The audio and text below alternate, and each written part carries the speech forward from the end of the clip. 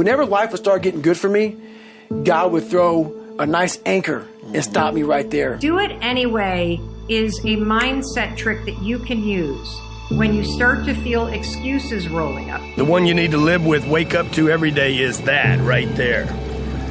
Okay? Beat the sun up, folks. You got to beat the sun up. If you can't beat up the roll up of the sun up, you're going to get beat up in life.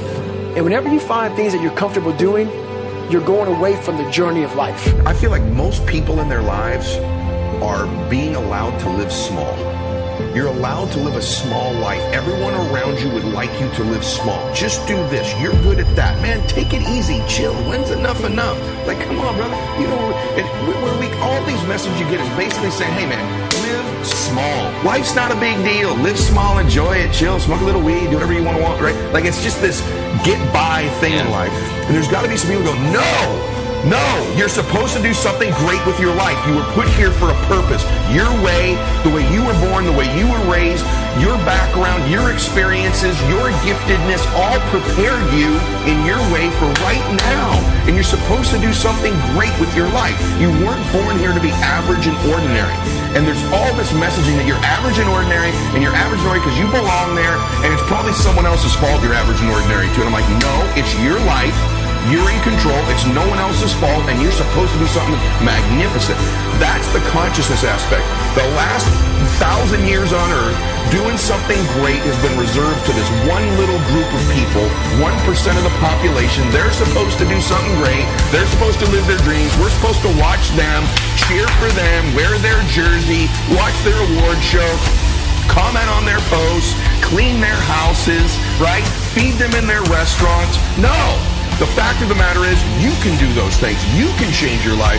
And I'm sick and tired of this hero worship. You live small, cheer for everybody else who lives big. No, if you're a school teacher, be the best school teacher. Change the world by those little lives you're affecting. If you're on social media, change the world. Play big. You will never do it wrong if your decision is to do the bigger thing than the smaller thing. That's what I would tell you. Stop playing small. Stop thinking small, and don't let anybody tell you you should be small. So listen to me. There are those of you who said, I want to be a millionaire. I want to be the best at this company, right? But your value system says you believe in sleep more than you believe in grinding. Your value system says you are a consumer and not a producer. That you're spending more money than you're making. Why? Because you're a consumer, but you're reading all the books and you're saying everything the books are saying. But those books are not in alignment with your values. And if you're going to go to the next level, your values are going to have to change.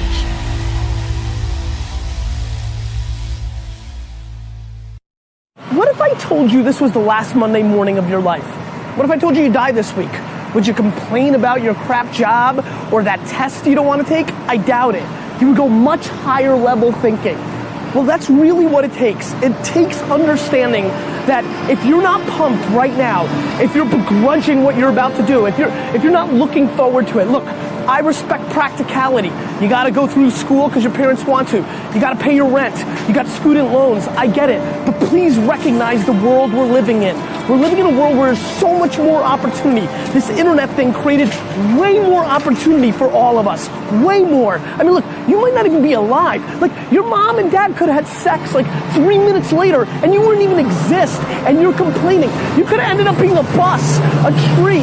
I just don't get the mentality of being head down sad on a Monday morning. I'm going to make you Saturday Monday morning. That's what I want to do every morning, and that's what I want from you.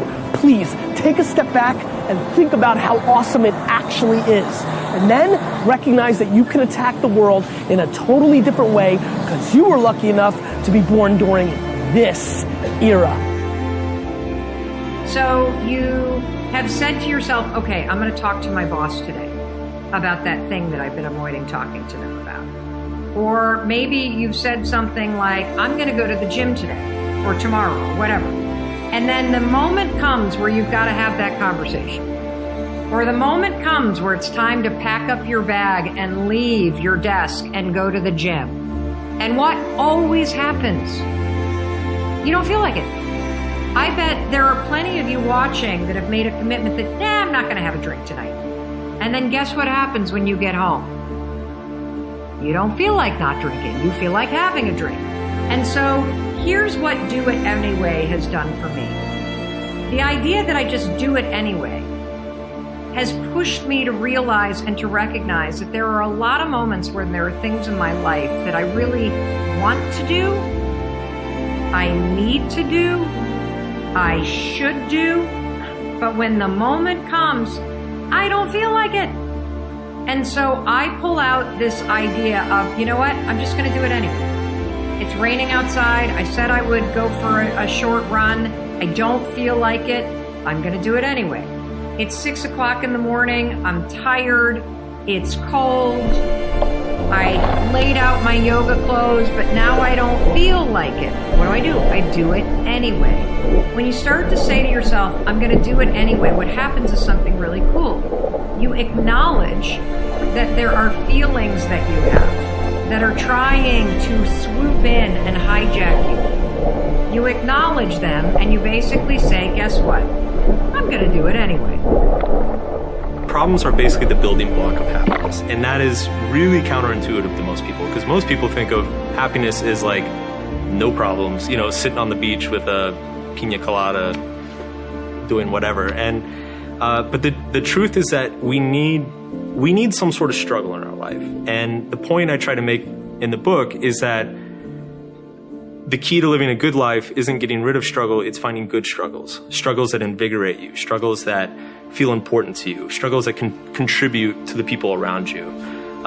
Because that's where meaning comes from, and ultimately meaning is, you know, what we all need. If people listening to this like feel stuck in some way, generally when people feel stuck, it's because they're in a situation where they believe that they don't have the power to solve whatever's going on in their life. And the truth is that you always have the power to A, react to whatever's going on in your life, or B, create the meaning around whatever's happening in your life. So it's usually just a matter of first changing perspective and then B, doing something to set about solving it. And again, it's what gets people stuck is that they want to eliminate their problems. It's not about eliminating problems. It's about simply finding something more meaningful, more worthwhile.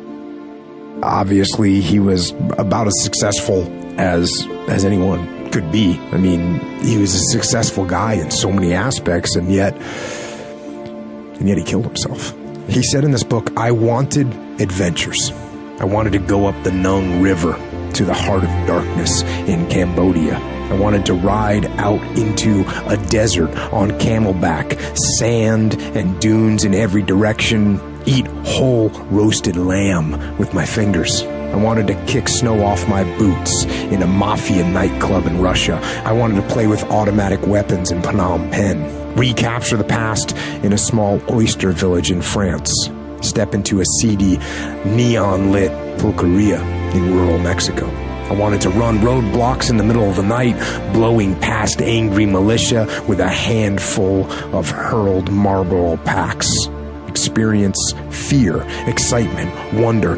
I wanted kicks, the kind of melodramatic thrills and chills I'd yearned for since childhood, the kind of adventure I'd found as a little boy in the pages of my Tintin comic books. I wanted to see the world, and I wanted the world to be just like the movies.